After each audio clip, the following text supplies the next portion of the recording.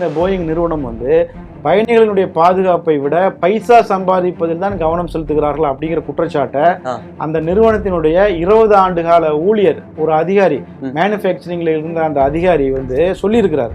அமெரிக்கால ஒரு குற்றச்சாட்டாக இதை பதிவு செஞ்சிருக்கிறார்.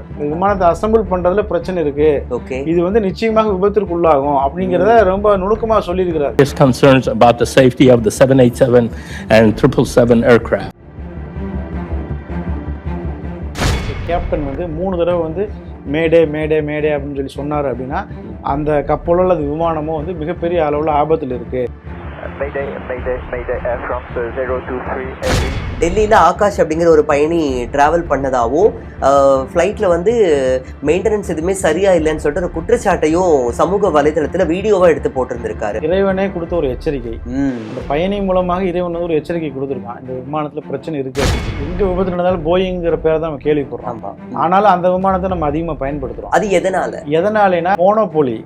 மொத்தத்திலே 5 நாடுகள் தான் விமானத்தை பயணிகள் விமானம் தயாரிக்கிறாங்க. இந்தியா 140 கோடி மக்கள் வாழக்கூடிய நாடு. ஆனா நம்ம இந்தியா வந்து ஒரு பயணிகள் விமானத்தை, போயிங் மாதிரியான ஒரு பயணிகள் விமானத்தை ஒரு விமானத்தை கூட நாம் இன்று வரை தயாரிக்க முடியல. கிட்டத்தட்ட 1,26,000 லிட்டர் ஃபியூல் வந்து கெப்பாசிட்டி உண்டு. 1,26,000 லிட்டர் எடை, எடையுமே கிட்டத்தட்ட 1,00,000 கிலோ எடை. அது இது ஃபியூல் மட்டுமே 1,00,000 கிலோ எடை.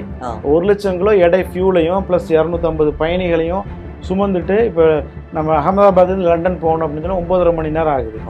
சரிங்களா? அப்போ அதோட மொத்த கெப்பாசிட்டி 13,000 கிலோமீட்டர் வரைக்கும் பறக்கும் இந்த போயிங் விமானம். இப்படி ஒரு டெக்னாலஜி வந்து நம்ம இந்தியாவில் இல்லை. அதனால நம்ம என்ன செய்யறோம், போயிங்கும் ஏர்பஸும் போய் வாங்குறோம். நம்ம போக வேண்டிய தூரம் எவ்வளோ இருக்குங்கிறத இந்த விபத்து மூலமாக நம்ம தெரிஞ்சுக்கணும். இன்னைக்கு வந்து நம்ம அமெரிக்காட்ட ஆயுதம் வாங்குறோம், வெளிநாட்டில் ஃப்ரெஞ்சிட்ட போய் ஆயுதம் வாங்குறோம். அவன் நம்ம கொடுக்குற ஆயுதம் எப்படி தெரியுங்களா, அவன் வந்து 7th ஜென்ரேஷன் போயிட்டான், நமக்கு அவன் கொடுக்குறது 4th ஜென்ரேஷன் தான். 4th ஜென்ரேஷன் ஆயுதத்தை வச்சு நாமளும் பாகிஸ்தானும் சண்டை போட்டுக்கிறோம். ஆனால் அவன் வச்சிருக்கிறது 7th ஜென்ரேஷன். அதாவது வெள்ளைக்காரனுக்கு வந்து நம்ம எல்லாருமே கீழ் மக்கள் தான். சிம்பிளா சொல்ல நமக்குள்ளே நம்ம என்ன செஞ்சுக்கிறோம், நான் மேலே நீ எனக்கு கீழே அவன் அவனுக்கு கீழேன்னு சொல்லி நம்ம சொல்லிட்டு இருக்கிறோம். நம்ம வந்து பிரிச்சுட்டு இருக்கிறோம். ஆனால் வெள்ளைக்காரனுக்கு நம்ம எல்லாமே கீழே தான். புரியுங்களா? நம்ம எல்லாமே தாழ்ந்தவர்கள் தான் வெள்ளைக்காரனை பொறுத்த வரைக்கும். இப்போ இந்தியாவுக்கு வந்து சொந்தமான விமானமே கிடையாது. அதாவது நம்ம சொந்தமாக விமானம் தயாரிக்கவும் இல்லை. நம்ம விமானத்தை வெளியூர்லேருந்து வாங்கி வச்சுருந்தோம்ல, அமெரிக்கா அங்கேருந்து வாங்கி ஏர் இந்தியா அப்படிங்கிற பேரில் நம்ம வாங்கி வச்சுருந்தோம். இப்போ அந்த ஏர் இந்தியா கம்பெனி என்ன செஞ்சாச்சு, டாட்டா கொடுத்தாச்சு. இன்றைக்கி அவர் ஏலம் எடுத்ததற்கு பிறகு 60,000 கோடி ரூபாய் லாபம் சம்பாதிச்சிருக்கிறார் டாட்டா. Q7 நேயர்களுக்கு வணக்கம். நான் RJ பரணி. ஊடகவியலாளர் முகமது இஸ்மாயில் அவர்கள் நம்மளோட பேச வந்திருக்காரு. வணக்கம் சார். வணக்கம். இப்போ இவ்வளோ பெரிய ஒரு விமான விபத்து நடந்திருக்கு, உலகம் முழுக்க ரொம்பவுமே ஒரு அதிர்ச்சியில இருக்கக்கூடிய ஒரு தருணம் இது. இந்த விபத்துக்கான காரணம் பத்தி எந்த அளவுக்கு தெரிய வந்திருக்கு சார் இந்த நேரம் வரைக்கும்? முதல்ல வந்து உயிரிழந்தவர்கள் அனைவருக்கும் என் சார்பாகவும் உங்கள் சார்பாகவும் நம்ம சேனல் சார்பாகவும் ஆழ்ந்த இரங்கல். இந்த விமானம் வந்து எல்லாத்துக்குமே தெரியும், அகமதாபாத்லேருந்து லண்டனுக்கு புறப்பட்ட விமானம். கிட்டத்தட்ட 9 மணி நேரம் வந்து ட்ராவல் டைமு. கிளம்பின உடனே கிட்டத்தட்ட ஒரு 8 நிமிஷம் அந்த விமானம் புறப்பட்டு அந்த ஓடுபாதையில் ஓடி டேக் ஆஃப் ஆகும்போது 28 செகண்ட்ஸ்லேயே அந்த விமானம் வந்து விழுந்து நொறுங்கினதை அந்த வீடியோக்களை நாம் வந்து பார்த்தோம். அதில் கிட்டத்தட்ட வந்து 233 பயணிகள், 10 ஊழியர்கள், 242 பேர். அதே போல் வந்து அது விழுந்த இடம் பார்த்தீங்கன்னா ஒரு மெடிக்கல் காலேஜ், அங்கே வந்து விழுந்திருக்கு. அங்கே ஒரு 5 மாணவர்கள் வந்து உயிரிழந்திருக்கிறாங்க. பல பேர் காயமடைஞ்சிருக்கிறாங்க. அந்த விஷுவல்ஸ்லாம் பார்க்கும்போது ரொம்ப பயங்கரமாக இருக்குது, ரொம்ப மோசமாக இருக்குது. அதுலேயும் கூட இறைவனுடைய உதவியால் ஒரு நல்வாய்ப்பாக ஒருவர் உயிர் பிழைச்சது அப்படிங்கிற உயிர் பிழைச்சிருக்கிறாரு. ரொம்பவும் ஒரு அதிசயமான ஒரு விஷயம். அந்த விமானத்தை ஓட்டி அந்த விமானிகள் அப்படின்னு பார்க்கும்போது ரொம்ப எக்ஸ்பீரியன்ஸான ஒரு விமானி தான் ஓட்டியிருக்காரு. கிட்டத்தட்ட 8 மணி நேரம் 8000 ஹவர்ஸ் ஃப்ளையிங் ஹவர்ஸ் எக்ஸ்பீரியன்ஸான ஒருத்தர். கோ பைலட் பார்க்கும்போது அவர் ஒரு 1000 ஹவர்ஸ் வந்து ஃப்ளை பண்ணவர். அப்போ வந்து அவங்க சைடில் வந்து எக்ஸ்பீரியன்ஸானவங்க தான் ஓட்டியிருக்கிறாங்க. இந்த விமானம் வந்து பறக்கும்போது பார்த்தீங்கன்னா வழக்கமாக வந்து அந்த குறிப்பிட்ட நேரத்துக்குள்ளே அது இன்னும் ஹைட்டுக்கு போயிருக்கணும், அது ஹைட்டுக்கு போகாமையே வந்து டவுன் ஆயிடுச்சு அப்படிங்கிறாங்க. கிட்டத்தட்ட அந்த NDTV ஊடகம் என்ன சொல்கிறாங்கன்னா 825 அடி உயரத்தில் பறக்கும்போது விழுந்துருச்சுங்கிறாங்க. அதே ஊடகம் இன்னொரு செய்தியில் என்ன சொல்கிறாங்கன்னா 625 அடி உயரத்தில் பறக்கும் போதுங்கிறாங்க. இதில் எது அப்படிங்கிறது தெளிவான விவரம் வந்து இல்லை. சரிங்களா? இப்படி அப்போ ஒரு குதிச்சிருக்கிறார் அப்படின்னு சொல்லும்போது அவர் 825 அடியோ அல்லது 600 அடி உயரத்தை வந்து குதிச்சு அவர் தப்பிச்சிருக்கிறாருங்கிறத அவர் நடந்து போறாரு. அதுவே ஒரு பெரிய ஆச்சரியமாக இருக்கு. கண்டிப்பா. எனவே வந்து இது ரொம்பவும் ஒரு அதிர்ச்சிக்குரிய ரொம்பவும் வேதனைக்குரிய ஒரு ஓகே விஷயம். சார். செய்தியில கேள்விப்பட்டப்போ என்ன அப்படின்னா, விமானிகள் வந்து கட்டுப்பாட்டு அறைக்கு வந்துட்டு மேடே கால் ஏதோ அழைப்பு கொடுத்ததாவோ ப்ராப்பரான பதில் வரல அப்படிங்கிற மாதிரி ஒரு பேச்சு வந்து அடிப்படுது. ஸோ அந்த மேடே கால் அப்படிங்கிறது என்ன சார்? இல்ல ப்ராப்பரான பதில் வரல அப்படிங்கிறது இல்ல. மேடே கால் அப்படின்னா என்னன்னா ஹெல்ப் மீ அப்படின்னு அர்த்தம், அவ்வளவுதான். ஓ மேடே அப்படின்னா ஹெல்ப் மீன்னு அர்த்தம். மேடேங்கிறது வந்து ஒரு பிரெஞ்சு வார்த்தை. ஓகே. நம்ம இங்கிலீஷ்ல வந்து மேடேன்னு சொல்றோம், பட் அது ஒரு பிரெஞ்சு வார்த்தை. அதோட அர்த்தம் வந்து ஹெல்ப் மீ அப்படிங்கிறது தான். ஓ ஒரு விமானமோ அல்லது வந்து கப்பலோ வந்து இப்போ ஆபத்துக்கு உள்ளாகும் போது அந்த கப்பலினுடைய அல்லது விமானத்துடைய கேப்டன் வந்து 3 தடவை வந்து மேடே மேடே மேடே அப்படின்னு சொல்லி சொன்னார் அப்படின்னா அந்த கப்பலோ அல்லது விமானமோ வந்து மிகப்பெரிய அளவில் ஆபத்தில் இருக்கு, ஓ அது வந்து கண்ட்ரோலை இழந்துருச்சு, அது வந்து உயிரிழப்புகள் ஏற்பட போகுது. அது கடைசி இதுதான்.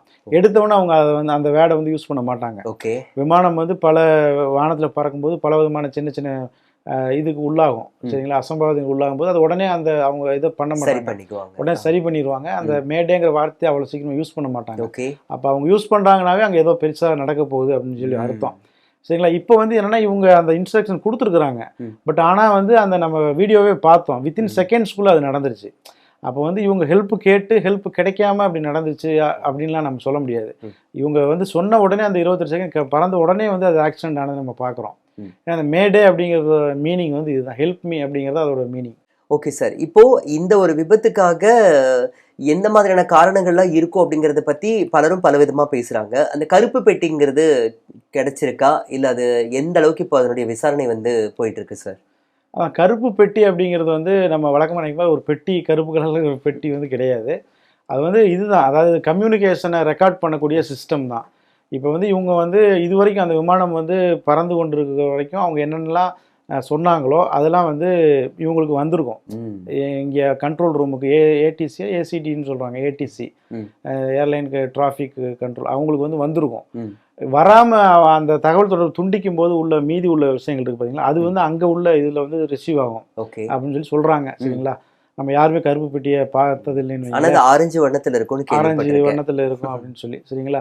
அது வந்து பல நேரங்கள் அது மீட்கப்பட்டுரும். அந்த கருப்பு பெட்டிங்கிறது அந்த இன்ஃபர்மேஷன் வந்து எடுத்துருவாங்க பல நேரங்களில். சில நேரங்கள் எடுக்க முடியாமல் போகும். உதாரணத்துக்கு இப்போ ஒரு விமானம் வந்து மலேசிய விமானம் வந்து கடலில் விழுந்தது, கடைசியாக நம்ம கேள்விப்பட்டோம் 300க்கும் மேற்பட்ட பயணிகளோட. அதுலாம் அந்த கருப்பு பெட்டிங்கிறது கண்டுபிடிக்க முடியல அப்படிங்கிற மாதிரி சொன்னாங்க. எனவே வந்து இந்த இதில் வந்து பார்த்தீங்கன்னா இதில் வந்து பெருசாக வந்து அங்கே உள்ள வந்து ஒரு குழப்பமோ ஒரு இதுவோ ஏற்பட்டுவதற்கான வாய்ப்புகள் இல்லை. ஏன்னா 28 செகண்ட் அது பறக்கும்போது கரெக்டாக தான் அது டேக் ஆஃப் ஆகுது, அப்போ வரைக்கும் எந்த இதுவும் இல்லை. டேக் ஆஃப் ஆன 28 செகண்ட்ஸ் என்ன நடந்துக்க முடியும், அந்த அவங்க யூகிக்கவே முடியாது என்ன நடக்குது அப்படிங்கிறது. அங்கே உள்ள பயணிகளோ விமானிகளோ யூகிக்கவே முடியாத நேரத்தில் ஆக்சிடென்ட் நடந்துருச்சு. அப்போ அந்த கருப்பு பெட்டியை வந்து எடுத்து அதில் அவங்க பேசுகிற இன்ஃபர்மேஷனை வச்சு ஒன்றும் பெருசாக அவங்க கண்டுபிடிப்பாங்களா அப்படின்னு தெரியல. பட் அதே நேரம் வந்து இப்போ அந்த பாகங்களை வச்சு எங்கே ப்ராப்ளம், எதில் வந்து ப்ராப்ளம் இருக்குது அப்படிங்கிறத கண்டுபிடிப்பாங்க. சார் இப்போ இவ்வளோ பெரிய ஒரு விஷயம் நடந்திருக்கு, ஆனால் இதே ஃப்ளைட்டில் லண்டன்ல இருந்து டெல்லி வந்து டெல்லியிலேருந்து பெங்களூர் வர வரைக்கும், சாரி அகமதாபாத் வர வரைக்கும் டெல்லியில் ஆகாஷ் அப்படிங்கிற ஒரு பயணி ட்ராவல் பண்ணதாகவும் ஃப்ளைட்டில் வந்து மெயின்டெனன்ஸ் எதுவுமே சரியா இல்லைன்னு சொல்லிட்டு ஒரு குற்றச்சாட்டையும் சமூக வலைதளத்தில் வீடியோவாக எடுத்து போட்டிருந்திருக்காரு. அப்போது இந்த ஒரு குற்றச்சாட்டு வந்து அவங்க ஏன் கணக்கில் எடுக்காமல் விட்டாங்க? அவங்களோட நாலேஜுக்கு அது போகாமல் போயிடுச்சா என்ன? ரொம்ப ஒரு முக்கியமான கேள்வி. இது வந்து இறைவனே கொடுத்த ஒரு எச்சரிக்கை. அந்த பயணி மூலமாக இறைவன் வந்து ஒரு எச்சரிக்கை கொடுத்துருக்கான், இந்த விமானத்தில் பிரச்சனை இருக்குது அப்படின்னு சொல்லி. ஆனால் அதை வந்து இந்திய அரசாங்கமோ அந்த ஏர் இந்தியா நிறுவனமோ அல்லது அதை நடத்தக்கூடிய டாட்டாவோ யாருமே கண்டுக்காமல் இருந்திருக்கிறாங்க அப்படிங்கிறது ரொம்ப வேதனையான விஷயம். அவர் தெரிவித்த குற்றச்சாட்டு வந்து தொழில்நுட்ப ரீதியாக அவர் சொல்லலை, தொழில்நுட்ப ரீதியாக விமானத்தில் ஏதோ பிரச்சனை இருக்குன்னு சொல்லலை. அவர் மெயின்டெனன்ஸை பற்றி தான் சொல்லியிருக்கிறார். பட் அதுவே ஒரு எச்சரிக்கையாக எடுத்திருக்கணும். இப்படி ஒரு சொல்லும்போது அந்த விமானத்தை வந்து அவங்க உரிய விசாரணை நடத்தி என்ன ஏதுங்கிறத அவங்க தெரிஞ்சிருக்கணும். பட் வந்து அவர் குற்றச்சாட்டு சொன்ன அடுத்த சில மணி நேரங்கள் இப்படி ஒரு விபத்து நடந்திருக்கு அப்படின்னா இப்போ எந்த அளவுக்கு அலட்சியமாக இவங்க இருந்திருக்கிறாங்க அப்படிங்கிறத நம்ம பார்க்க முடியுது. இது மட்டும் இல்லை, இவர் வந்து மெயின்டெனன்ஸை பற்றி தான் குற்றச்சாட்டு சொல்லியிருக்கிறாரு. ஆனால் இதே போயிங் விமானம், இதே ட்ரீம் லைனர் விமானம், இவங்களுடைய மேனுஃபேக்சரிங்கே தப்பா இருக்கு. இந்த விமானம் வந்து இந்த போயிங் நிறுவனம் வந்து பயணிகளினுடைய பாதுகாப்பை விட பைசா சம்பாதிப்பதில் தான் கவனம் செலுத்துகிறார்கள் அப்படிங்கிற குற்றச்சாட்டை அந்த நிறுவனத்தினுடைய 20 ஆண்டு கால ஊழியர் ஒரு அதிகாரி, மேனுஃபேக்சரிங்ல இருந்த அந்த அதிகாரி வந்து சொல்லியிருக்கிறார். அமெரிக்காவில் ஒரு குற்றச்சாட்டாக இதை பதிவு செஞ்சிருக்கிறார். இது சம்பந்தமான வழக்கு வந்து அமெரிக்க நீதிமன்றத்தில் நடந்திருக்கு. அமெரிக்க நீதிமன்றத்தில் போயிங் என்ன சொல்றாங்கன்னா, இவர் வந்து பொய் குற்றச்சாட்டை சுமத்துறாரு, நாங்க டெக்னிக்கலா ரொம்ப ஸ்ட்ராங்கா இருக்கோம், எந்த பிரச்சனையும் இல்ல அப்படிங்கிறத சொல்லி அவங்க அந்த வழக்குல இருந்து தப்பிக்கிறாங்க. இன்னொரு விமானி, இன்னொரு அதிகாரி அவரும் இதே குற்றச்சாட்டை சொல்றாரு போயிங் நிறுவனத்தின் மீது. அப்ப அவர் மீதும் ஒரு குற்றச்சாட்டை சுமத்துறாங்க. என்னன்னா, இவரை வந்து நாங்க வேலையில இருந்து மாறுதல் செஞ்சோம், பணியிடம் மாற்றம் செஞ்சோம், இந்த மாதிரி இவர் மீது ஆக்ஷன் எடுத்தோம், அதனால வந்து இவர் இப்படி குற்றச்சாட்டை சுமத்துறாருன்னு சொல்லி 2 பேர் குற்றம் சுமத்தி இருக்கிறாங்க. அவங்க எப்படின்னா, ஒருவர் வந்து அந்த முதல்ல குற்றம் சாட்டி அந்த 20 ஆண்டு கால பணியாற்றிய அந்த அதிகாரி அவர் வந்து எப்படி சொல்றாருன்னா, இந்த மேனுஃபேக்சரிங் அசம்பிள் பண்றாங்கல்ல, அந்த விமானத்தை அசம்பிள் பண்றதுல பிரச்சனை இருக்கு, இது வந்து நிச்சயமாக விபத்திற்கு உள்ளாகும் அப்படிங்கிறத ரொம்ப நுணுக்கமா சொல்லியிருக்கிறார், தொழில்நுட்ப ரீதியாவே சொல்லியிருக்கிறார். ஆனா அது எதையுமே இவங்க வந்து கண்டுக்கல. உலக நாடுகள் அது நிஜமாயிடுச்சு. உலக நாடுகள் அதெல்லாம் சொல்லியும் கூட போட்டி போட்டு போயிங் விமானத்தை வாங்கினதை நம்ம பார்க்க முடியுது. இப்ப போய் டொனால்டு ட்ரம்ப் சவுதி அரேபியா போறாரு, அங்க உடனே சவுதி அரசாங்கம் 30 விமானத்தை ஆர்டர் கொடுத்துருக்காங்க. ஒரு வருஷத்துக்கு வந்து இப்படி பல நூற்றுக்கணக்கான விமானங்களை அவங்க விற்பனை செஞ்சுட்டு இருக்கிறாங்க. எனவே இது வந்து மிகப்பெரிய ஒரு அலட்சியம் தான், மக்களோட உயிர் மீது உள்ள பெரிய அலட்சியமாக தான் இதை பார்க்க முடியுது. சார், இப்போ போயிங்னு சொன்னாலே ஒரு பக்கம் வந்து எல்லாருமே ஒரு சிம்ம சொப்பனமா ராயலா இருக்கும் அப்படின்னு எல்லாம் சொல்றாங்க. ஆனா விபத்து நடக்கும்போது போயிங் தான் சிக்குது. அப்போ இந்த போயிங் சம்பந்தப்பட்ட விஷயங்கள் வேற ஏதாவது இதெல்லாம் கான்ட்ரவர்ஷியலா இருக்கும், இதெல்லாம் கவனிக்கப்பட வேண்டிய விஷயம்னா இதெல்லாம் நீங்க சொல்வீங்க? அதாவது மோனோபோலி முதல்ல வந்து என்னன்னா, எங்க விபத்து நடந்தாலும் போயிங்கிற பேரை தான் நம்ம கேள்விப்படுறோம்.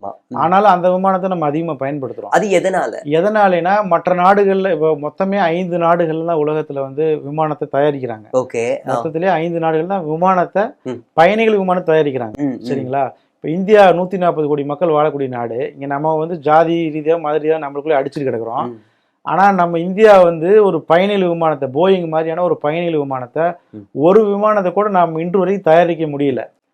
வாங்கிதான் நம்ம பயன்பாட்டுக்கு வச்சிருக்கோம். ஆமா, போயிங் அப்படிங்கிறது அமெரிக்காவோட விமானம். உலகத்துல 5 நாடுகள், அமெரிக்கா தயாரிக்கிறாங்க, அதற்கு பிறகு வந்து சீனா, அதுக்கு பிறகு ஸ்பெயின், ஐரோப்பிய யூனியன், பிரிட்டன், இப்படி 5 நாடுகள் தான் உலகத்துல விமானத்தை தயாரிக்கிறாங்க. அவங்கள்ட்ட இருந்தா வாங்கி மற்ற நாடுகள்லாம் யூஸ் பண்றோம். இப்ப நம்ம இந்தியாவில வந்து HAL அப்படின்னு சொல்லி பெங்களூர்ல இருக்கு, இந்துஸ்தான் ஏரோநாட்டிக்கல் லிமிடெட் நினைக்கிறேன். இப்ப அவங்க வந்து சின்ன சின்ன ஹெலிகாப்டர்ஸ் தான் தயாரிக்கிறாங்க. சின்ன சின்ன தேஜஸ் மாதிரியான போர் விமானங்கள், ஒரு சிங்கிள் சீட், டபுள் சீட்னு சொல்லி அப்படி விமானங்களை நம்ம தயாரிக்கிறோம். இன்னும் வந்து இந்த போயிங் மாதிரி, அதே போல வந்து சைனா வந்து கோமஸ் அப்படிங்கிற ஒரு விமானம் தயாரிக்கிறாங்க. இன்னைக்கு போட்டி வந்து உலக அளவில் யாருக்குன்னா போயிங்கும் ஏர்பஸ்ங்கிற ஐரோப்பிய விமான நிறுவனத்துக்கு தான் போட்டி.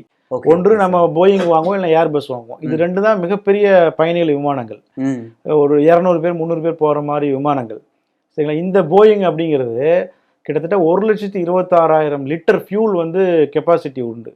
1,26,000 லிட்டர் எடை, எடையுமே கிட்டத்தட்ட 1,00,000 கிலோ எடை. அது இது ஃபியூல் மட்டுமே 1,00,000 கிலோ எடை. 1,00,000 கிலோ எடை ஃபியூலையும் பிளஸ் 250 பயணிகளையும் சுமந்துட்டு இப்போ நம்ம அகமதாபாத்ல லண்டன் போகணும் அப்படின்னு சொன்னா 9.5 மணி நேரம் ஆகுது. சரிங்களா? அப்போ அதோட மொத்த கெப்பாசிட்டி 13,000 கிலோமீட்டர் வரைக்கும் பறக்கும் இந்த போயிங் விமானம். இப்படி ஒரு டெக்னாலஜி வந்து நம்ம இந்தியாவில் இல்லை. அதனால நம்ம என்ன செய்யறோம், போயிங்கும் ஏர்பஸும் போய் வாங்குறோம். இப்போ நான் ஏன் இந்த ஜாதி நமக்குள்ள சண்டை போடுறோம், நம்ம போக வேண்டிய தூரம் எவ்வளோ இருக்குங்கிறது இந்த விபத்து மூலமாக நம்ம தெரிஞ்சுக்கணும். இன்னைக்கு வந்து நம்ம அமெரிக்காட்ட ஆயுதம் வாங்குறோம், வெளிநாட்டில் ஃப்ரெஞ்சிட்ட போய் ஆயுதம் வாங்குறோம். அவன் நம்ம கொடுக்குற ஆயுதம் எப்படி தெரியுங்களா, அவன் வந்து 7th ஜென்ரேஷன் போயிட்டான், நமக்கு அவன் கொடுக்கறது 4th ஜென்ரேஷன் தான். 4th ஜென்ரேஷன் ஆயுதத்தை வச்சு நாமளும் பாகிஸ்தானும் சண்டை போட்டுக்கிறோம். ஆனால் அவன் வச்சிருக்கிறது 7th ஜென்ரேஷன். அதாவது வெள்ளைக்காரனுக்கு வந்து நம்ம எல்லாருமே கீழ் மக்கள் தான். சிம்பிளா சொல்ல நமக்குள்ளே நம்ம என்ன செஞ்சுக்கிறோம், நான் மேலே நீ எனக்கு கீழே அவன் அவனுக்கு கீழேன்னு சொல்லி நம்ம சொல்லிட்டு இருக்கிறோம், நம்ம வந்து பிரிச்சுட்டு இருக்கிறோம். ஆனால் வெள்ளைக்காரனுக்கு நம்ம எல்லாமே கீழே தான். புரியுங்களா? நம்ம எல்லாமே தாழ்ந்தவர்கள் தான் வெள்ளைக்காரனை பொறுத்த வரைக்கும். கண்டிப்பா. ஏன்னா அது வந்து இந்த விபத்தின் மூலமாக ப்ரூஃப் ஆயிருக்கு. ஏன்னா அவனுடைய டெக்னாலஜி நம்மகிட்ட இல்லை. நாம வந்து அவனோட பெட்டரான ஒரு விமானம் நம்மகிட்ட இருக்கணும்ல, நம்மகிட்ட இல்லை. அவனுடைய விமானமே நம்மகிட்ட இல்லை, அவன்கிட்ட இருக்க டெக்னாலஜி இல்லை. அப்புறம் எங்க பெட்டருக்கு நம்ம போறது? கண்டிப்பா. எவ்வளவு தூரம் பின்தங்கி இருக்கிறோம் அப்படின்னு பாருங்க நம்ம. கண்டிப்பா சார். சிம்பிளா சொல்ல போனா ஃபாரின்ல எல்லாம் கிட்டத்தட்ட 10G ஸ்பீட்ல எல்லாம் கூட நெட் கிடைக்க ஆரம்பிச்சிருச்சு. நம்ம இங்க வந்து 4G 5Gக்கு நம்ம திண்டாடிக்கிட்டு இருக்கோம். அப்போ சாதாரணமா மொபைலுக்கு யூஸ் பண்ற நெட்லயே நம்ம வந்துட்டு இவ்வளோ ஒரு அடித்தட்டுல இருக்கோம் அப்படின்னா, அப்போ இந்த மாதிரியான ஒரு ஹைலி இருக்கிற ஒரு டெக்னாலஜியில நம்ம வந்துட்டு யோசிக்க வேண்டிய ஒரு விஷயம் தான்.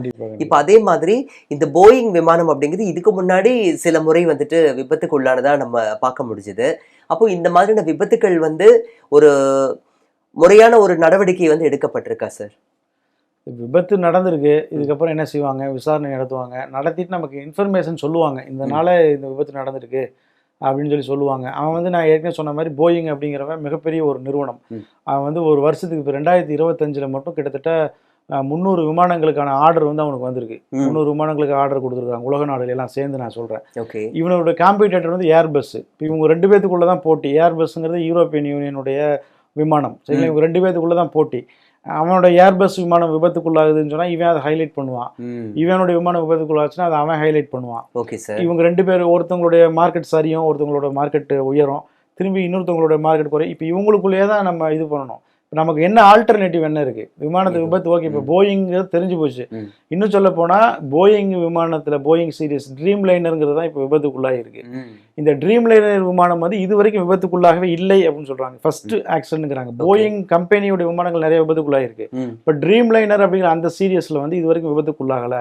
இப்போ உலகத்துல இப்போ இருக்கக்கூடிய விமான போக்குவரத்துலேயே இருக்கலே மாடர்ன் வந்து அப்கிரேட் பண்ண வெர்ஷன் வந்து இதுதான் அப்படின்னு சொல்லி அந்த விமானத்தை வந்து விளம்பரப்படுத்துகிறாங்க. அப்படிப்பட்ட விமானம் விபத்திற்குள்ளாகி இருக்கு. எனவே இது இன்வெஸ்டிகேஷன் பண்ணுவாங்க, அதுக்கு பிறகு வந்து இதுதான் ரீசன் சொல்லுவாங்களே தவிர மக்களுக்கு வேற மாற்று ஆப்ஷன்ஸுங்கிறது பெருசாக இல்லை. திரும்பவும் நாம வந்து இந்த நிறுவனங்களை தேடி தான் நம்ம போகிற மாதிரி இருக்கும். சரி, ஏர் இந்தியா வந்து இப்போ டாட்டாவோட கண்ட்ரோலுக்கு வந்திருக்கு, ஸோ டேக் ஓவர் பண்ணியிருக்காங்க. ஸோ இதை பற்றி சொல்லுங்கள். அந்த ஏர் இந்தியா வந்து ரொம்ப நஷ்டத்தில் ஓடிட்டு இருந்துச்சுன்னு சொல்லி ரொம்ப நாளாக சொல்லிட்டு இருந்தாங்க. அதற்கு பிறகு தான் ஏர் இந்தியாவை ஏலம் விட்டாங்க. இப்போ இந்தியாவுக்கு வந்து சொந்தமான விமானமே கிடையாது. அதாவது நம்ம சொந்தமாக விமானம் தயாரிக்கவும் இல்லை. நம்ம விமானத்தை வெளியூர்லேருந்து வாங்கி வச்சுருந்தோம்ல, அமெரிக்கா அங்கேருந்து வாங்கி ஏர் இந்தியா அப்படிங்கிற பேரில் நம்ம வாங்கி வச்சுருந்தோம். இப்போ அந்த ஏர் இந்தியா கம்பெனி என்ன செஞ்சாச்சு, டாட்டா கொடுத்தாச்சு. இப்போ டாட்டா வந்து என்ன செய்யறாருன்னா, அவர் ஏலம் வச்சு எடுக்கிறாரு, டாட்டா தான் எடுக்கிறாரு. அவர் வந்து 2.4 பில்லியன் நினைக்கிறேன் அமெரிக்கன் டாலர்ஸ்க்கு அதை வந்து ஏலம் எடுக்கிறாரு. இன்னைக்கு அவர் ஏலம் எடுத்ததற்கு பிறகு 60,000 கோடி ரூபாய் லாபம் சம்பாதிச்சிருக்கிறாரு டாட்டா இந்த லாஸ்ட் நிதி. அரசாங்கத்துக்கும் தனியார்ல இருக்கிற ஒருத்தருக்கும் இருக்கக்கூடிய அந்த லாப நோக்கம், அந்த ஒரு பிசினஸ்ங்கிறது நல்லா தெளிவா அதுல தெரியும். ஆமா, இது வந்து நம்ம வெறும் ஆக்சிடென்டா மட்டும் இதை பார்க்க முடியாது. பல லட்சம் கோடி ரூபாய் மதிப்பிலான பிசினஸ் இதுக்கு பின்னாடி இருக்கு. இப்போ போயிங்குடைய பங்குகள் வந்து அப்படியே சரியும். இப்ப டாட்டாவுடைய பங்குகள் கடுமையா சரிஞ்சிருச்சு. டாட்டாவினுடைய ஏர் இந்தியா பங்குகள் மட்டும் இல்ல, டாட்டாவுடைய ஒட்டுமொத்தமாக 8% சரிஞ்சிருக்கிறதாக சொல்றாங்க டாட்டாவுடைய மார்க்கெட்டு, ஷேர் மார்க்கெட்டு. அதே போல போயிங்குடைய ஷேர் மார்க்கெட்டும் கடுமையாக சரிஞ்சிருக்கு, சரிங்களா? அப்போ வந்து இது ஒரு பெரிய பல லட்சம் கோடி ரூபாய் மதிப்பிலான பிஸ்னஸ் வந்து இதுக்கு பின்னாடி இருக்குங்கிறத நம்ம பார்க்க முடியும். ஏற்கனவே பார்த்தீங்கன்னா 2024 வருஷம் இதே போயிங் விமானத்தில் கிட்டத்தட்ட 300 பயணிகளுடைய புறப்படக்கூடிய ஒரு நேரத்தில் விமானத்தில் கோளாறு இருக்கிறத கண்டுபிடிச்சு அந்த இயந்திர கோளாறை சரி பண்ணி அதுக்கப்புறம் விமானம் புறப்பட்டுச்சு அப்படிங்கிற ஒரு செய்தியும் சமீபத்தில் நான் அதை புரட்டி பார்க்கும்போது கிடைச்சிது. ஸோ விமான விபத்துக்கள் அப்படிங்கிறது தவிர்க்க முடியாத ஒரு விஷயம். இப்போ தரைவழி போக்குவரத்து அப்படின்னாலும் கூட எப்படியா நம்ம தடுமாறி கூட வந்துடலாம். ஆனால் ஒரு அந்தரத்தில் பறக்கக்கூடிய ஆகாய விமானத்தில் என்ன நடந்தாலும் பூமிக்கு வந்தாதான் நிஜம் அப்படிங்கிற மாதிரி ஒரு விஷயம் நான் யாராலையும் இயல்பாக அதை புரிஞ்சிக்க வேண்டிய ஒரு விஷயந்தான்.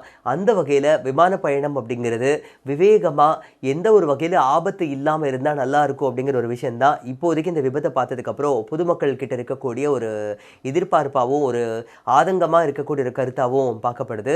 ஸோ இது இனிமேல் வரக்கூடிய காலகட்டங்களில் இது மாதிரியான விபத்துக்கள் நடக்காமல் இருக்கணும்னு சொல்லிட்டு எல்லாம் வல்ல இறைவன்கிட்டையும் இயற்கை கிட்டையும் நம்ம வந்துட்டு வேண்டுதல் வைக்கிறதை தவிர வேறு என்ன பண்ணுறது அப்படிங்கிறது சத்தியமாக எனக்கும் தெரியல.